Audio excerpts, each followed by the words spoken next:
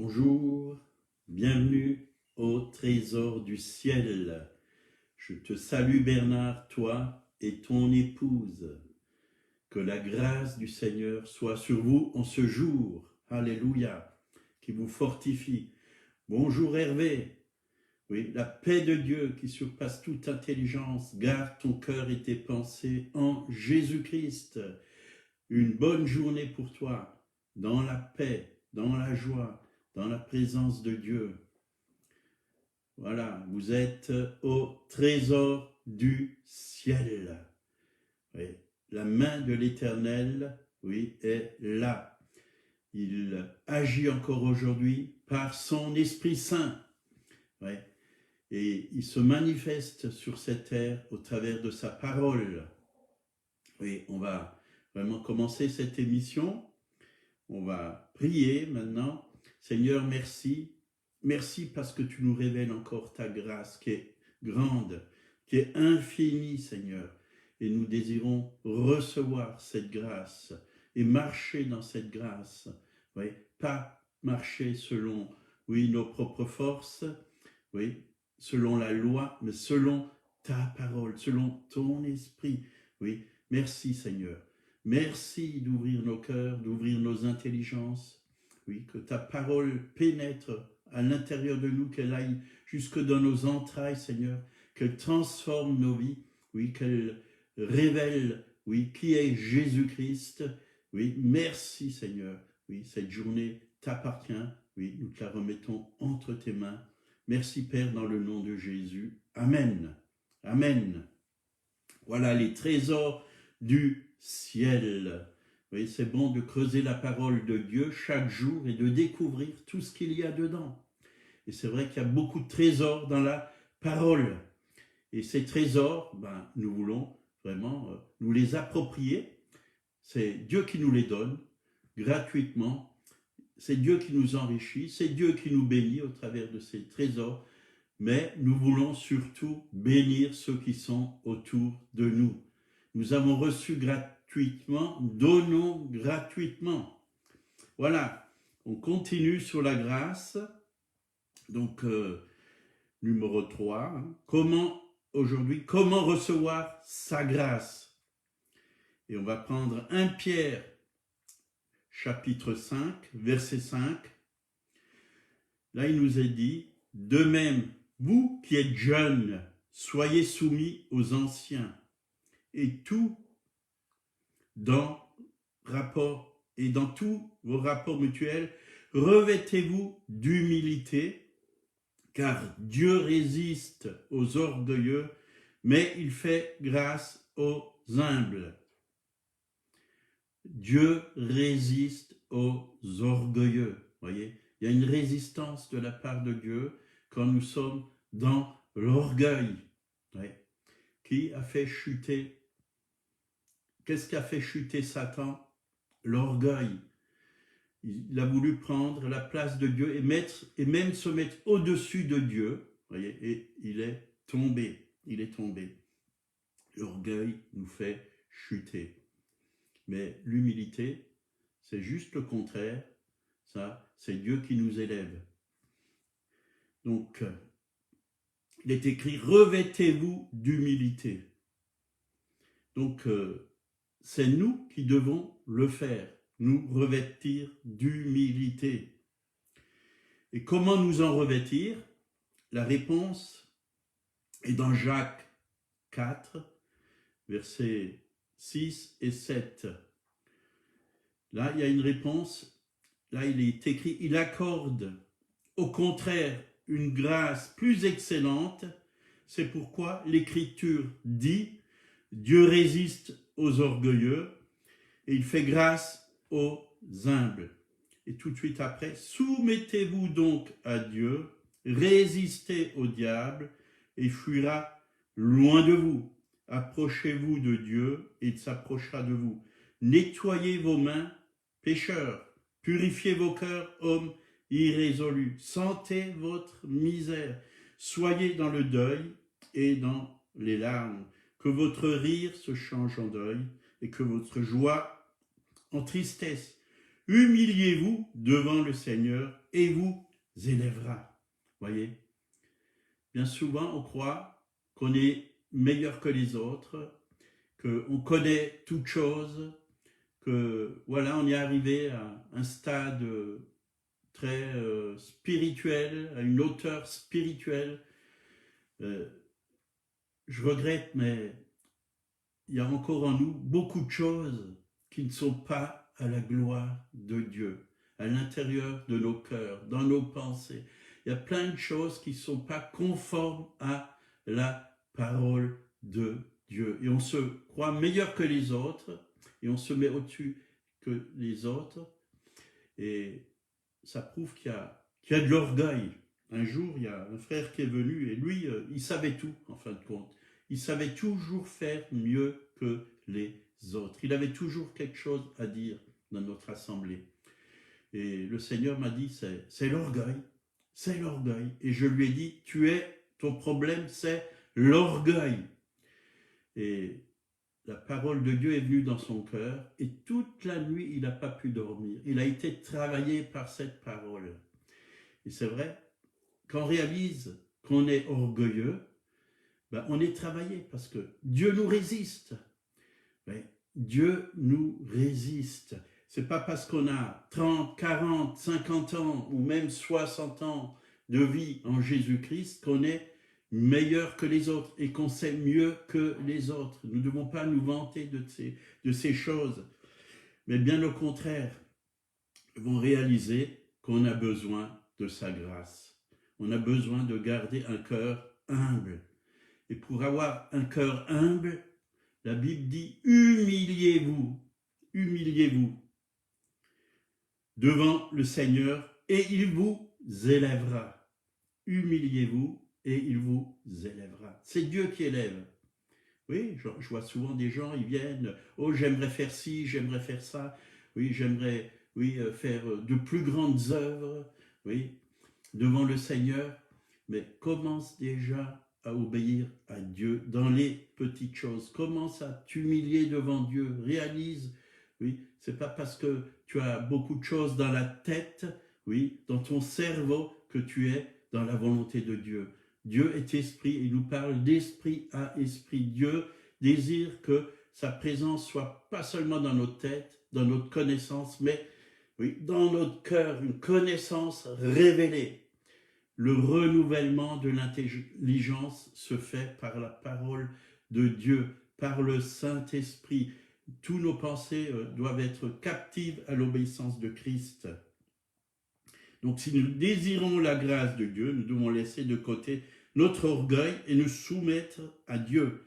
Alors nous pouvons résister au diable et il fuira loin de nous. C'est comme ça qu'il va fuir. Si nous sommes pleins de péchés, si nous sommes pleins d'orgueil, comment on peut résister au diable? Il va rire devant nous. Il va se moquer de nous. Mais si nous sommes remplis de la présence de Dieu, si nous sommes dans la volonté de Dieu, si nous sommes remplis de sa parole et du Saint-Esprit, alors nous pouvons résister au diable. Et il va fuir loin de nous parce que qu'est-ce que le diable va voir en nous? Qui va-t-il voir en nous? Il va voir Jésus-Christ. Parce que l'apôtre Paul l'a bien dit, ce n'est plus moi qui vis, c'est Christ qui vit en moi. Mais malheureusement, il y en a beaucoup, oui, qui se soumettent au diable. Il vient leur mettre toutes sortes de pensées. Ils se soumettent à ces pensées. Et ils résistent à Dieu, ils n'obéissent pas à Dieu. Ils font juste le contraire. Alors, il faut retourner la situation, il faut résister au diable et se soumettre à Dieu, et il fuira loin de nous. Donc, s'humilier, c'est reconnaître que nous avons besoin de la grâce de Dieu. Jésus lui-même l'a dit, « Sans moi, vous ne pouvez rien faire. » Et combien je réalise chaque jour que sans la présence de Dieu, sans sa grâce qui est la capacité de Dieu, si Dieu ne me rend pas capable, je n'y arriverai pas. L'apôtre Paul a dit, ta grâce me suffit. Seigneur, j'ai besoin de ta grâce pour vivre cette journée. Sans ta grâce, je ne peux rien faire, absolument rien faire. Et là, on va voir un exemple d'un homme orgueilleux, d'un pharisien. Luc 18, versets 9 à 13. Il dit encore cette parabole en vue de certaines personnes. De cette personne se persuadant qu'elles étaient justes et ne faisaient aucun cas des deux. Donc 2 hommes montèrent au temple pour prier. L'un était pharisien et l'autre publicain. Le pharisien, debout, priait ainsi en lui-même. Ô Dieu, je te rends grâce de ce que je ne suis pas comme le reste des hommes qui sont ravisseurs, injustes, adultères, ou même comme ce publicain, je jeûne 2 fois la semaine, je donne la dîme de tous mes revenus. Là, on peut vraiment voir un homme qui est orgueilleux. Il se croit meilleur que les autres. Il se met au-dessus des autres. Il était propre juste. Et on peut voir que sa prière, la prière du pharisien, totalement centrée sur lui. Je fais. Je jeûne 2 fois par semaine. Je donne la dîme de tous mes revenus. Je ne suis pas comme le reste des hommes, ravisseurs, injustes, adultères, ou comme ce publicain. Vous voyez, il se met au-dessus des autres. Il se croit parfait. Alors qu'en lui-même, il y a toutes sortes de faiblesses. Alors on peut voir le publicain,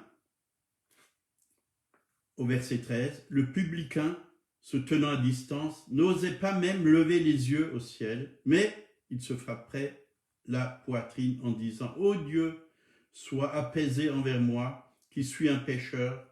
Je vous le dis, celui-ci descendit dans sa maison, justifié plutôt que l'autre, car quiconque sera abaissé, et c'est celui qui sera élevé. » Vous voyez, quand on s'abaisse, Dieu nous élève. Quand on veut s'élever, Dieu nous abaisse.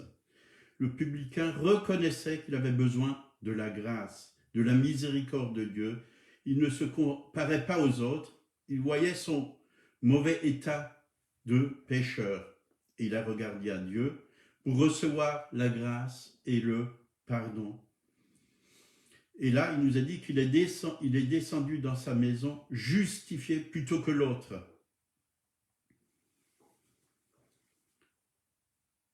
Si vous voulez rencontrer Dieu, vous devez vous abaisser devant lui.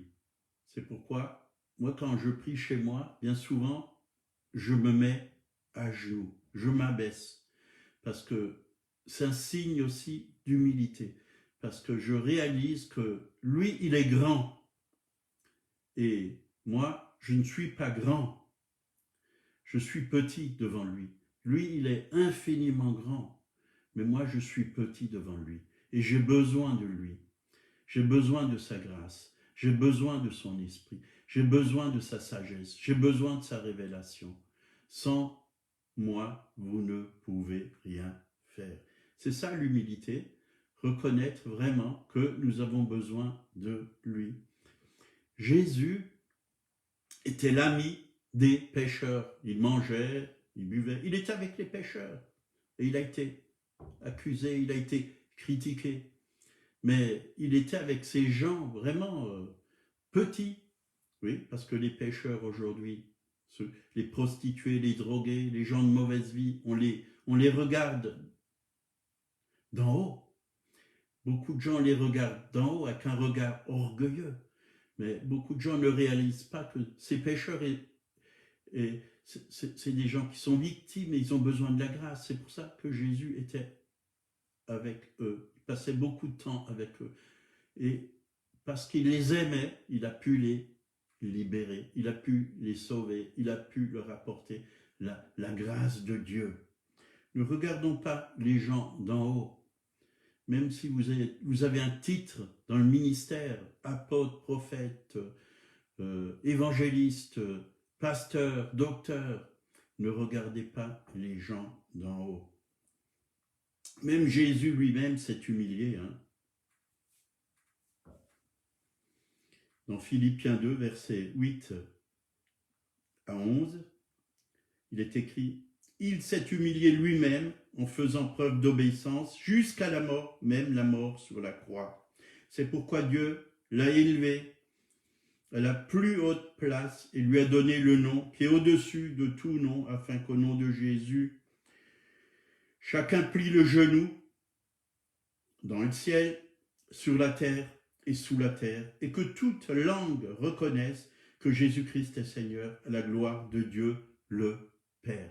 Vous voyez, Jésus s'est humilié, il s'est abaissé, il a accepté, oui, de souffrir, il a accepté de prendre vraiment sur lui tous nos péchés, toutes nos maladies, il a accepté d'être insulté, d'être persécuté, d'être trahi, il a accepté toutes ces choses pour la gloire, oui, de Dieu le Père, mais Dieu ne l'a pas laissé en bas, oui, dans cet état. Dieu l'a ressuscité d'entre les morts quand il est mort sur la croix, et il l'a élevé au-dessus de tout. Il a eu le nom qui est au-dessus de tous les noms. Il a la place la plus élevée de tout l'univers. C'est Dieu qui l'a fait. Donc il y a une grande différence entre humilier et s'humilier. Humilier, c'est se placer au-dessus. S'humilier, c'est placer l'autre au-dessus. Et là, on peut lire dans Philippiens, chapitre 2, verset 3. « Ne faites rien par esprit de parti ou par vaine gloire, mais que l'humilité vous fasse regarder les autres étant au-dessus de vous-même. » Voyez, au-dessus de vous-même. C'est ça l'humilité. Regarder les autres au-dessus de nous-mêmes. On ne va pas se mettre au-dessus, mais en dessous, en dessous. Les aimer, les servir, les bénir. Ouais, c'est ça l'humilité. Quand on est orgueilleux, on se met au-dessus des autres. Et c'est là qu'on résiste à Dieu. Et aussi, c'est là, vraiment, que Dieu nous résiste. Donc, Jésus s'est humilié et Dieu l'a élevé. Il est notre exemple.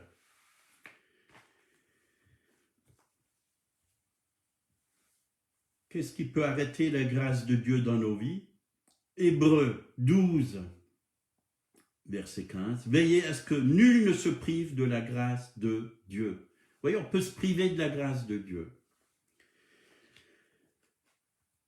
À ce qu'aucune racine d'amertume poussant les rejetons ne produise du trouble, que plusieurs n'en soient infectés, à ce qu'il n'y ait ni impudique ni profane, comme Ésaü, qui, pour un mets, vendit son droit d'aînesse. Donc, il y a des ennemis de la grâce. Les racines d'amertume. Quand on a de l'amertume, quand on est amer, vous voyez, envers nos frères, envers nos sœurs, ou même peut-être envers Dieu. Amer, parce que Dieu n'a pas, vous n'avez pas vu l'exaucement de votre prière, ou votre frère n'a pas fait, oui, quelque chose que vous auriez voulu qu'il fasse pour vous. Des racines d'amertume. Oui. Et ça peut infecter vraiment toute une église si on ne veille pas. On peut se priver de la grâce de Dieu, hein, et on peut infecter vraiment son cœur et aussi le cœur des autres avec cela. Et nous devons veiller, nous devons déposer devant le Seigneur. Oui, et c'est la grâce qui nous libère de l'amertume. Nous devons reconnaître que, oui, il y a en nous des choses qui ne sont pas à la gloire de Dieu. Il y a des pensées qui ne sont pas à la gloire de Dieu. Oui, qu'on garde. Il y a des jugements, des critiques envers certaines personnes. Dieu nous appelle à pardonner. Et si vous n'arrivez pas à pardonner, Dieu vous fait la grâce de pardonner. Seigneur, oui, de moi-même, j'arrive pas à pardonner à cette personne. Elle m'a fait tellement de mal. Ben, vous pouvez dire, Seigneur, donne-moi cette grâce pour que je puisse pardonner. Parce que la grâce de Dieu, c'est la capacité pour aussi pardonner, pour faire des choses que nous ne pouvons pas faire de nous-mêmes. Et de toute façon, de nous-mêmes, on ne peut rien faire. Et l'important, c'est de laisser Dieu faire au travers de nous. Donc la Bible nous appelle à ne pas nous priver de la grâce de Dieu. La grâce de Dieu, c'est ce que Dieu fait. La loi, c'est ce que l'homme fait. Voyez. Alors, nous ne sommes plus sous la loi, mais nous sommes sous la grâce. Comme je l'ai dit hier, celui qui est dans l'amour, il a accompli la loi. Parce que la loi, elle est accomplie par un seul commandement. Tu aimeras le Seigneur, ton Dieu, de tout ton cœur, de toute ton âme, de toutes tes pensées, de toute ta force, et ton prochain comme toi-même. C'est l'amour parfait de Dieu en nous. Et quand on est dans l'amour, on ne juge pas. On n'a pas d'amertume envers les autres. On pardonne. On ne regarde pas les autres en dessous de nous, mais on se met pas au-dessus des autres, mais on se met en dessous. Et on est là pour les écouter. On est là pour les aimer et pour les servir. Matthieu 5, versets 38 et 39. Vous avez appris qu'il a été dit œil pour œil et dent pour dent, mais moi je vous dis de ne pas résister aux méchants. Si quelqu'un te frappe sur la joue droite, présente-lui aussi l'autre. Donc ne pas rendre le mal pour le mal. Aimez vos ennemis, priez pour ceux qui vous maltraitent.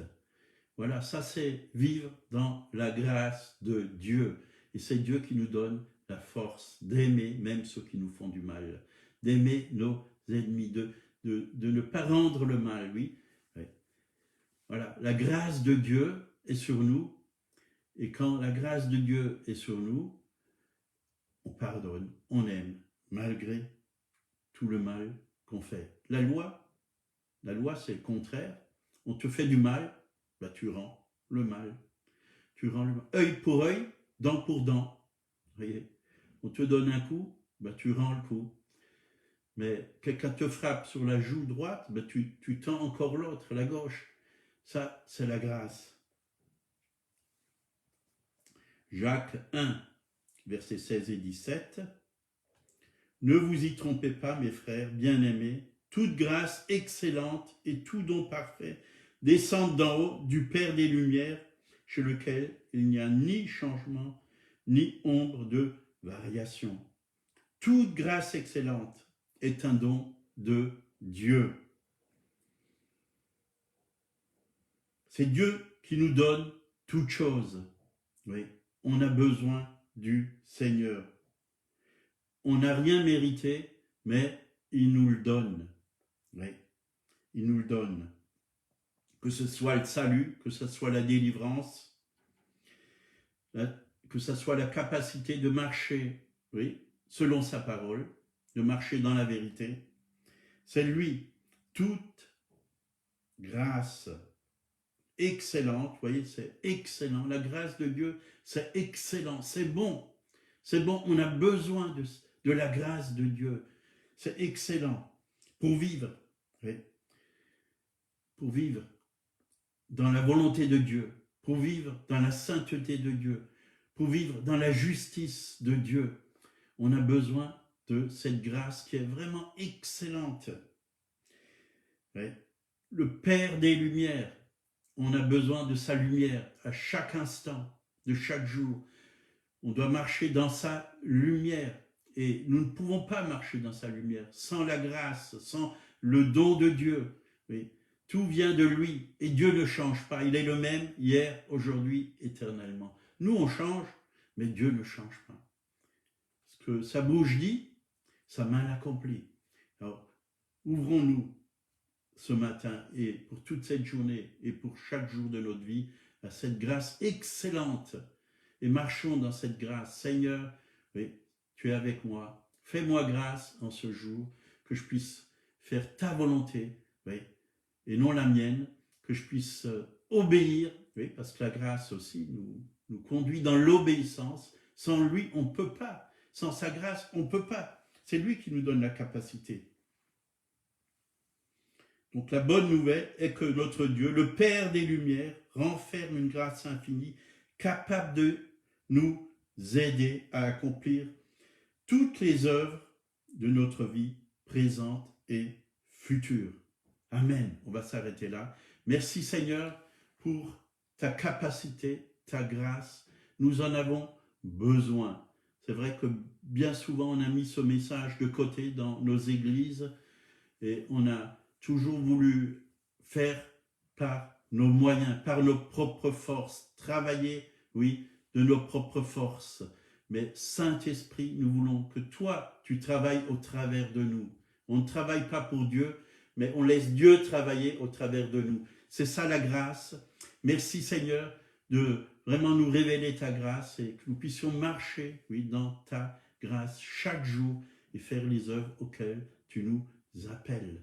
Merci de nous donner ces yeux et, oui, gracieux, oui, un regard de grâce sur tous ceux qui sont autour de nous, Seigneur, et que nous puissions être des sources de bénédiction pour ta gloire et pour ton honneur. Merci Seigneur. S'il y a des malades, Dieu est le Dieu de la grâce. Il désire vraiment vous guérir. Que la puissance de Dieu, la puissance de la grâce de Dieu se manifeste dans vos corps aussi et que vraiment vous puissiez être libérés de toute maladie, guéris de toute maladie. Sachez que dans les meurtrissures de Jésus, nous avons été guéris. Et si vous ne connaissez pas Jésus-Christ, Dieu veut vous faire grâce. Il désire se faire connaître à vous. Ouvrez-lui votre cœur et dites, Seigneur Jésus, viens dans ma vie, viens dans mon cœur. Fais-moi grâce pour tous mes fautes, pour tous mes péchés. Oui, sois mon sauveur et, oui, et mon Seigneur. Oui, change ma vie, change mon cœur. Oui, transforme-moi. Oui, je veux te connaître. Et que vous puissiez avoir une révélation de qui est Jésus, de qui est votre Père Céleste. Dieu est bon, il vous aime. Venez à lui, je vous encourage à venir à lui ce matin, au nom du Seigneur. Voilà, on se voit demain matin. On continue sur la grâce de Dieu. Passez une très bonne journée dans sa grâce, dans sa présence. À demain.